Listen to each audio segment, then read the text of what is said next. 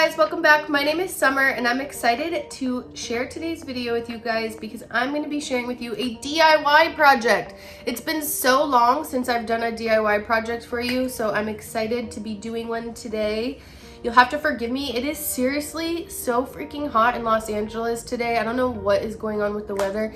It's like 99 degrees and my apartment is extremely hot. Anyways, I felt like getting creative in all of this heat and hotness, so that's exactly what we're doing today. I'm going to be sharing with you how to DIY some art for your home. I think that this is going to be such a fun project to show you guys. I have some clients in Manhattan Beach that I've been working with, and they're kind of wrapping things up and doing those final touches and styling. They found this art that they really liked on Pottery Barn that was like this shibori tie-dye kind of a look. Essentially, it's just like abstract art, but the art that they found on Pottery Barn was like over $500. So I'm going to show you how we can dupe this sort of, and I think that you're going to really like this video, this DIY art for your home. If you do like it, please give it a thumbs up and help out your girl please by subscribing to my channel to see more awesome, fun interior design and DIY videos coming at you. Check out what I do.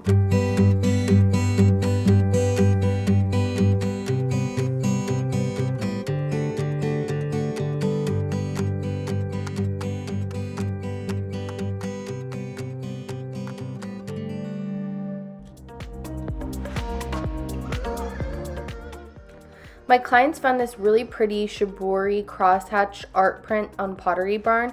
However, it came with a super pricey price tag of almost $500. I felt pretty confident that I could kind of dupe this myself. Shibori is actually like a tie-dye technique that you use, but I felt that I could use some watercolor pencils and kind of create a similar effect, and that's exactly what I'm gonna do. Okay. So for our DIY art project here, I am going to need a few materials. I picked up this paper. It's really good for watercolor, and this is Arches paper. So I really like this because you can see it just has like an organic texture to the paper, and I want to keep that organic texture. I like how it looks kind of ripped on the sides. I already picked up my frames for this, so essentially I'm making the art to fit the frames. Since this is a DIY project and custom framing can get very expensive. A couple of other materials that I'm gonna need for this project are a flat edge. I'm happy to use a level since this paper is really big. Obviously a flat surface to work on, and we're gonna need like an don't kill anybody with this, an X-Acto blade, a pencil, and then to create the actual shibori, because that's what I'm doing here, is I'm kind of creating this like faux shibori art piece for our DIY little art project here. And so I picked up these watercolor pencils, so they're super easy to work with, so I can actually draw, and you know, I can add more color and pigment if I want to, and then I can take a very lightly wet paintbrush and be able to kind of work around the space, around the piece, I should say. It is so hot here, so I apologize if you can hear my air conditioning in my room like going crazy. I think yesterday it was like 98 degrees in the middle of April. I don't know what's happening, but it is hot here today. So I figured why not do a little fun art project and DIY project since I haven't done one in a while. Let's get to the fun stuff, all the drawing and the painting. So the frames that I purchased for this were 18 inches by 18 inches. I wanted my artwork to be 2 inches smaller, so 16 inches. And so here I measured it out. I'm using my flat edge, the level, and I'm scoring the paper with my X-Acto blade and then using that flat edge to just tear the paper because I want to keep those organic kind of torn edges as they were. And here you can just see me kind of doing this for all of the pieces of paper I got.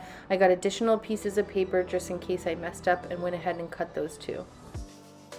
Okay, so I went ahead and sketched this out. If you recall, I am trying to recreate this shibori kind of an artwork thing that we saw in Pottery Barn that was nearly $500. And I'm creating it for super cheap here, and it's a fun project to do. So I went ahead and used a pencil to sketch this out, but it was super easy. You can see I'm just using kind of like crosshatch marks, basically like a T. You obviously don't have to do crosshatch. You could just do whatever thing that you want to do, but this doesn't require any art skills really. I mean, other than just like literally making lines and crosshatches. I have some of this extra paper from where we ripped off, so I am gonna test out the colors to see how this effect works before I actually mess up my paper, or, you know, just make sure that I'm happy with how it looks. So I've got my watercolor pencils. These were, what are these? Derwent watercolor pencils. They were like $2.50 a piece, which isn't bad. And I got a couple of different shades of blue in case I want to mess around. And you just need a paintbrush. I have these like really fun like little watercolor brushes, and they actually hold watercolor in them. And I kind of like them because, for one, I can control how wet or not wet I want the brush to be. We also probably want like a towel, or a paper towel would be nice. So I need to get one of those because I don't have one. Paper towel. Just because we want to like maybe not have the brush too damp. So I'm gonna just kind of practice here on my paper and see how it looks. One kind of thing to keep in mind when you're using these watercolor pencils is the more pressure that you put on with the pencil, the deeper the pigment you're going to have with your paint when you use the watercolor brush.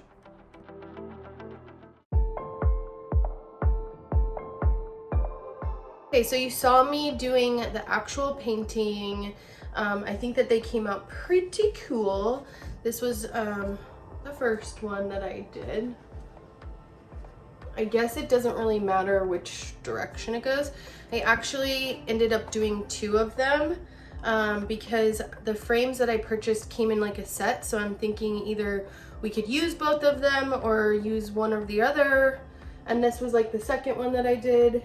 I thought like doing something like a little different, if they're side by side, could be kind of cool. I guess we'll check it out and see which we like. So the frames that I got just came in like a set of just like a plain black frame. So it came in a set. This is an 18 by 18 frame. And essentially I'm gonna try to kind of make like a faux mat, if you will. So almost all picture frames come with like this like generic kind of photo in it. I'm literally gonna just turn this around and put inside like so. And then I'm gonna put my art on top of here and just use like a little piece of like double-sided tape so it sticks on it, and it also gives it like a little bit of depth of photo.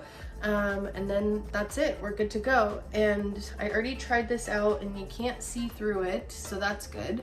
It's literally gonna just be like 2 inches around all the sides because I made the artwork 16 inches, our frame is 18 inches, and let's do it.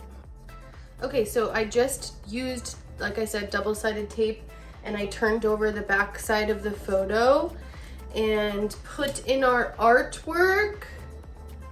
I think it looks pretty good, I'm not gonna lie. So this is the first one, and this is the second one.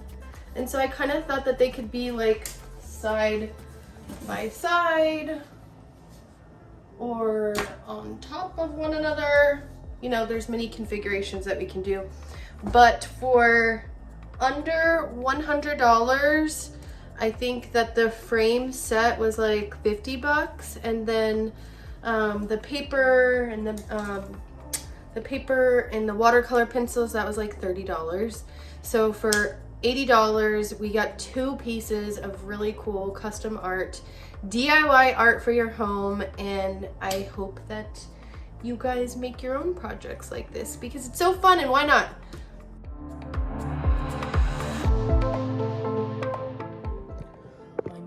piece of art.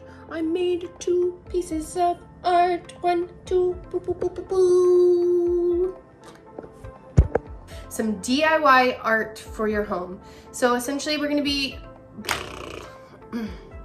you guys, it is so freaking hot here today. It is 98 degrees. I share today's video with you today because, why today? Sometimes you can't afford to, kill me now.